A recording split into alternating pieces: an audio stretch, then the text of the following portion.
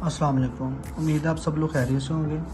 This is Jahanzeb. इस channel के अंदर आपको डिफरेंट तरह की चीज़ें सिखाई जाएंगी जो आपकी रोज़मर्रा की ज़िंदगी में इंशाल्लाह बेनिफिट आपको देंगी, जहाँ पे आपको इंस्पायरेशन मिलेगी और मोटिवेशनल आपको वर्ड मिलेंगे, ठीक है। और साथ साथ सबसे बड़ी बात है, एक कंट्री की लैंग्वेज है, उस कंट्री की लैंग्वेज जिसने अपने आप को दुनिया के अंदर मनवाया है, ठीक है। वो भी बहुत वक्त कम है। उसको दुनिया में गिराया भी गया था उस मुल्क को, लेकिन उसने अपने आप यहाँ पे और अपने अवाम के साथ मिलकर अपने कंट्री को बहुत ही मेहनत के साथ उस कंट्री को ऊपर लेके आए। वो है कंट्री जापान।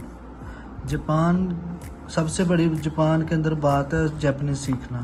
अगर आप लोग जापानीज़ सीख लेते हैं तो आप दुनिया के किसी भी कंट्री में वहाँ से मूव ऑन कर सकते हैं। उस कंट्री का पासपोर्ट इतना स्ट्रॉन्ग है, ठीक है।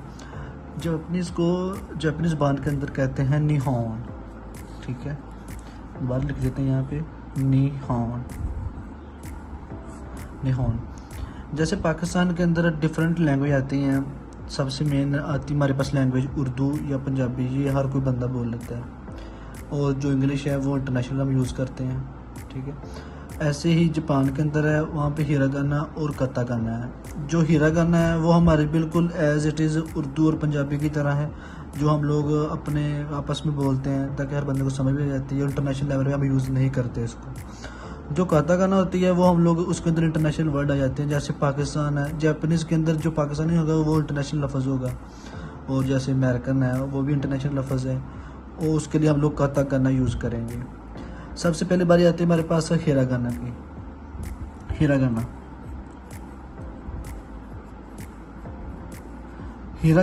हिरागाना के अंदर 1 to 46 कैरेक्टर आते हैं।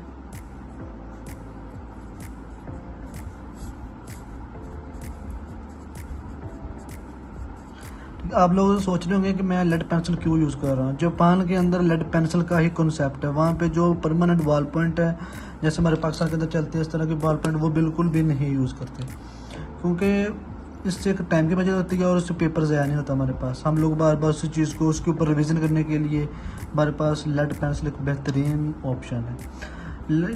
हिरागाना के अंदर 1 to 46 कैरेक्टर आ जाते हैं, ठीक है। उन 146 कैरेक्टर को आगे अगर फर्दर डिवाइड किया जाए तो उसकी 2 कैटेगरी बनती हैं, ठीक है। 2 कैटेगरी बनती हैं, डायोग्राफ्स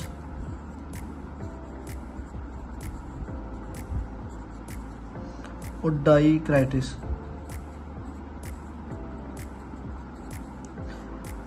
अगर जिस बंदे को ये 1 to 46 कैरेक्टर आ जाते हैं उसके लिए ये आगे 2 पढ़ना बिल्कुल ही आसान है। ये आगे 2 लैंग्वेज है ना, 2 पार्ट हैं, ये इसी से ही निकले हैं, ठीक है। हम लोग डेली बेस पे इसके 5 वर्ड किया करेंगे ताकि हमारे पास अगर इन दोनों को मिला के 1 to 104 बनते हैं, 104, ठीक है। अगर डेली बेस पे 5-5 कैरेक्टर करें और साथ साथ उनकी हिरागाना की प्रैक्टिस भी करें जापानीज़ में लिखने के लिए साथ साथ, तो हम लोग इंशाल्लाह बहुत जल्दी इसको सीख लेंगे, ठीक है। हमारे पास इसके हिरागाना के जो पहले कैरेक्टर आ जाते हैं वो आता है आ, ई, उ, ए, ओ, ठीक है। जैसे पाकिस्तान के अंदर बोलते हैं ना ABCD, ये उनकी लैंग्वेज है, लेकिन हम लोग उनको बोलेंगे थोड़ा सा उनकी साउंड में। जैसे हमारे पास है ए, हम पाकिस्तान में बोलते हैं ए, लेकिन जापानीज़ के अंदर इसको बोलेंगे आ, ठीक है। आ, ई। साथ साथ इसकी उर्दू लिख देता हूँ ताकि आप लोगों को इसकी आसानी रहे। ये आ, ई, उ, ए, ओ, ठीक है। अगर हम लोग उसको पढ़ेंगे ना अली मद्दा के साथ आ, ये अली जे छोटी है ई, उ, ए, ओ। हम लोग उसको पढ़ेंगे भी ऐसे और लिखेंगे भी ऐसे, ठीक है। अगर हम लोग इसको जापानीज़ के अंदर कन्वर्ट करते हैं, जापानीज़ में लिखने की कोशिश करते हैं, जैसे उर्दू बोलते हैं, उर्दू बोलने में लिखने में थोड़ा सा डिफरेंट आ जाता है। जैसे पंजाबी बोलने में बहुत आसान है, लिखने में बहुत मुश्किल है। ऐसे ही हिरागाना जो है बोलने में बहुत आसान लगती है लेकिन लिखने में उतनी ही मुश्किल लगती है। लेकिन जो आ है इसको हम लोग जापानीज़ के अंदर लिखेंगे, वो आ किस तरह लिखेंगे हम लोग, इसके साथ लिख लेते हैं जापानीज़ आ। सबसे पहले इसका स्टेप बाय स्टेप होगा ये फर्स्ट लाइन लगाई हमने, सेकंड और थर्ड, ये हमारे पास आ गया आ, ठीक है। आगे हमारे पास आ गया ई।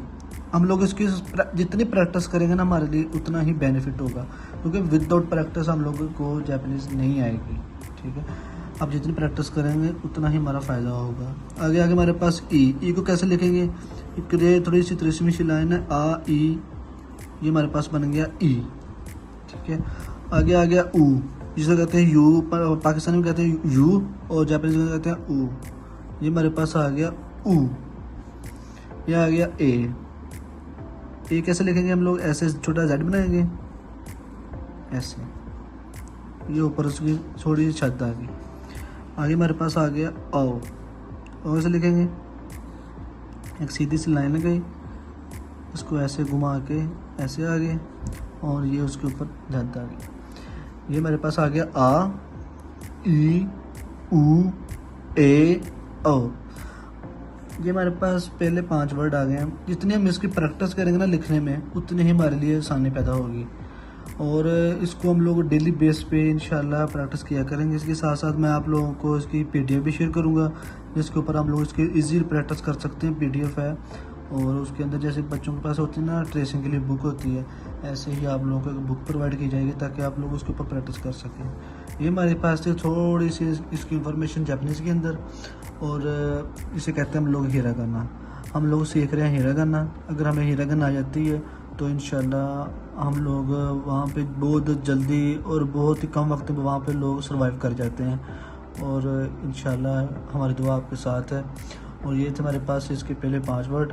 तो इंशाल्लाह मिलते हैं नेक्स्ट लेक्चर में। तो उसके आगे वहाँ पे आपको मिलेंगे डिफरेंट कैटेगरी मिलेंगी, डिफरेंट वर्ड सीखने को मिलेंगे, साथ साथ हम लोग उसके कुछ वर्ड भी सीखने को मिलेंगे। और जिस जैसे कहते हैं हेलो, हाउ आर यू, आपको उसको छोटे छोटे वर्ड साथ साथ सिखाते जाएंगे ताकि टाइम की बचत भी हो और आप लोगों को जल्दी सीखने का मौका मिले।